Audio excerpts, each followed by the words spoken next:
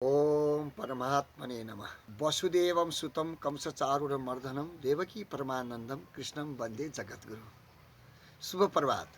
ज्योतिष परामर्श लिएर गाउँले मिडियाको प्रस्तुतिमा प्राविधिक मित्र ऋषि राणा भाटका साथ म प्रस्तोता कृष्ण प्रसाद लामिछाने तपाईँलाई यो प्रभातकालीन न्यानो न्यानो अभिवादन अर्पण गर्दै लाग्दैछौँ ज्योतिष परामर्शको पहिलो स्तम्भ आजको पञ्चाङ्गबाट। आज मिति विक्रम सम्वत 2082 साल मुक्सिर महिनाको 27 गते आज शनिबार। तदनुसार सन् 2025 डिसेम्बर महिनाको आज 13 तारिक पनि परिरहेको छ अनि पौष कृष्ण पक्ष नवमी तिथि चन्द्रमा कन्या राशिमा रहेका छन् भने आज तपाईँलाई शनिबार भने पूर्वतिरको यात्रा त्यति राम्रो भने देखिँदैन। यो आजको पञ्चाङ्ग सँगसँगै आज मक्सिर 27 गते जन्मदिन पर्ने तपाईँलाई फेरि प्रभातकालीन हार्दिक नमनका साथ आज जन अष्टचिरञ्जीवीको पूजा गर्दै भगवान अष्टचिरञ्जीवीले तपाईँको रक्षा गर्नु, तपाईँले आँटेको काम पुरा होस् त्यसैले भनियो। मन्त्रार्थ सफला सन्तु पुनः सन्तु मनोरथा शत्रुनाम बुद्धि विनाशास्तु मित्राणाम उदयस्ताव। तपाईँको आजको दिन आँटेको काम सफल होस् र यदि तपाईँको विवाह गरेको दिन यानि विवाह वर्षगाँठको लग्न गाँठो पार्नु भएको छ भने त्यसमा पनि तपाईँले शुभकामना। अब लागौँ त दोस्रो स्तम्भ तपाईँको राशिफल। राशिफलमा सर्वप्रथम त मेष राशि। मेष राशि हुनेका लागि आज विदेशको यात्राको चर्चा परिचर्चा चल्नेछ भने कहीँ कतैबाट नयाँ इष्ट मित्रको आगमनले घरमा उमङ्ग छाउने छ। वृष राशि समाजमा तपाईँको उत्तरदायित्व बढ्ने नै छ भने लेनदेनको कारोबारमा चनाखो रहँदा राम्रो हुने देखिन्छ र कहीँ कतैबाट नयाँ समाचार सुनेर मनमा उमङ्ग छाउने छ। मिथुन राशि। मिथुन राशि हुनेहरूका लागि आजको दिन मध्यम भएर नबित्ला भन्न सकिन्न। मनोरञ्जनमा दिन बित्नेछन् भने पारिवारिक चिन्ताले भने सतै नरहला भन्न सकिन्न। आज कहीँ कतैबाट भूमिको धन हात लाउने योग परेको छ। कर्कट राशि। वैतनिक मार्ग अधुरै रहनेछ, न्यायिक मार्ग पनि अधुरो रहनेछ भने शिक्षा क्षेत्रमा प्रगति हुनेछ, पढाइ लेखाइमा मन जाने नै छ। सिंह राशि। बोलीको भरमा कार्य सफल बनाउन सक्नुहुनेछ भने तपाईँको आज सामाजिक प्रतिष्ठा मान प्रतिष्ठा प्राप्त हुने दिन छ भने समाजको भार पनि बोक्नु पर्ने देखिन्छ। कन्या राशि।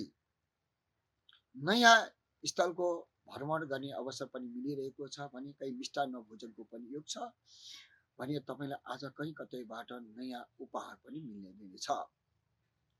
तुला राशि। प्रेममा धोका नहोला भन्न सकिन्न। पशु चौपाईबाट आंशिक लाभ हुने देखिन्छ भने कृषि व्यवसाय पनि तपाईँलाई लाभ नै होला। वृश्चिक राशि। साझेदारी काममा हात नहाल्दा राम्रो हुनेछ। नयाँ व्यवसायका लागि चर्चा परिचर्चा चल्नेछ तर अहिले नहाल्दा भने राम्रो होला। धनु राशि। पूर्वतिरको यात्राका लागि कहीँबाट खबर पाउनुहुनेछ। प्रेममा पनि प्रस्ताव आउनेछ भने पुराना मित्रसँग खटपट नहोला भन्न सकिँदैन। मकर राशि। दन्त विकारले तपाईँलाई सताउला, शिरको रोगले पनि नसताउला भन्न सकिन्न। चिसोबाट जोगिनु पर्ने देखिन्छ भने व्यापार व्यवसाय निम्न स्तरकै रहनेछ। कुम्भ राशि। आज पुराना मित्रसँगको आगमनले भेटले मनमा उमङ्ग छाउनेछ। मिष्टान्न भोजनको योग परिरहेको छ। सामाजिक क्षेत्रमा पनि तपाईँको वर्ष सही रहनेवाला छ। मीन राशि। मीन राशि हुनेका लागि स्वास्थ्यमा सुधार आउनेछ अनि सन्तानको सुखले आज आनन्द र उमङ्ग छाउने दिन भएको देखिन्छ। यो भयो 12 राशिको फलादेश। हामीले सूर्य र चन्द्रमाको आधारमा फलादेश गरेका छौँ। तपाईँ कर्म गर्नुहोस्, तपाईँलाई भाग्यले साथ दिने नै छ। र आज जन्मदिन फेरि पनि भइरहेको छ। आज मुक्सिर महिनाको 27 गते जन्मदिन र विवाह गाँठोबाटमा तपाईँ सबैलाई पनि फेरि पनि गाउँले मिडियाको तर्फबाट हार्दिक मङ्गलमय शुभकामना र ज्योतिष परामर्शको तर्फबाट पनि मङ्गलमय शुभकामना। र आज पुसको 27 गते आज 12 बजेबाट शुक्र पूर्वमा अस्ताउँदैछन् र माघ 15 गते फेरि शुक्र पश्चिम उदाउनेछन्। यो शुक्र अस्तको समयमा भने तपाईँले माङ्गलिक कार्यक्रम जस्तो विवाह, व्रतबन्ध, छोराछोरीको कपाल काट्नु, कान चेर्नु यस्ता कुरालाई भने विभाजित गरिन्छ। तर नामकरण, अन्नप्रसान र ग्रह ज्योति शान्ति र अन्त्येष्टि कर्म नामकरण गर्न भने रोकिँदैन, किन नित्य कर्म नैमित्तिक कर्म भन्ने हुन्छ नि, यसलाई चाहिँ तपाईँ गर्न सक्नुहुनेछ।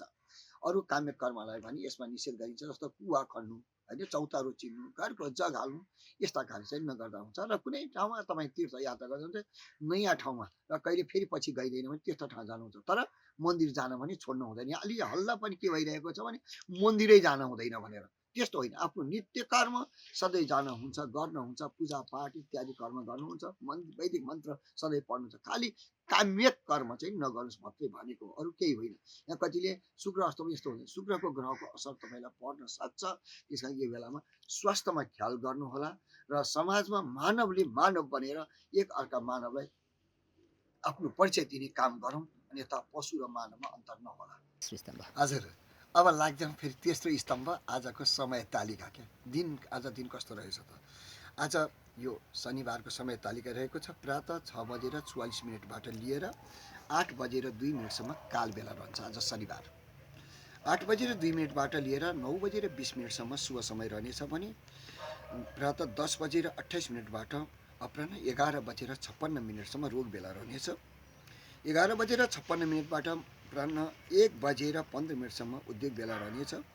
1:15 2:33 कर बेला रहनेछ भने 2:33 3:51 अमृत बेला रहनेछ भने 3:51 5:09 काल बेला रहनेछ। र काल समयमा शुभ कर्मलाई विभाजित गरिन्छ। तपाईँ जे काम गर्दा पनि शुभ समय र अमृत बेला र शुभ समय अमृत बेला र लाभ बेलालाई प्रयोग गर्नुभयो भने तपाईँको दिन शुभ रहनेछ, किनभने समय बलवान छ, समयभन्दा कसैले जित्न सक्दैन। यो भयो गाउँले मिडियाको प्रस्तुति ज्योतिष परामर्श, र मलाई प्राविधिकमा सहयोग गर्नुहुने, आफ्ना सृजनशील ऊर्जा चलाएर यसलाई प्राविधिकमा सहयोग गर्नुहुने मित्र र छायाङ्कनमा सहयोग गर्नुहुने मित्र ऋषि नारायणबाट विशेष धन्यवाद दिँदै, हेरिदिनु भएकोमा तपाईँ सबैलाई विशेष धन्यवाद दिँदै, तपाईँको सुझावको अपेक्षा राख्दै म कृष्ण पनि आजको श्रृङ्खलालाई पिठ मार्छु। भोलि अर्को प्रस्तुतिमा भेट्नेछौँ, तबसम्म तपाईँ हेर्दै रहनुहोस् गाउँले मिडिया र तपाईँको दिन शुभ रहोस्। जहाँ हुनुहुन्छ आनन्दमा रहनुहोस्, सबैको शान्ति होस्। ओम शान्ति, ओम शान्ति, ओम शान्ति।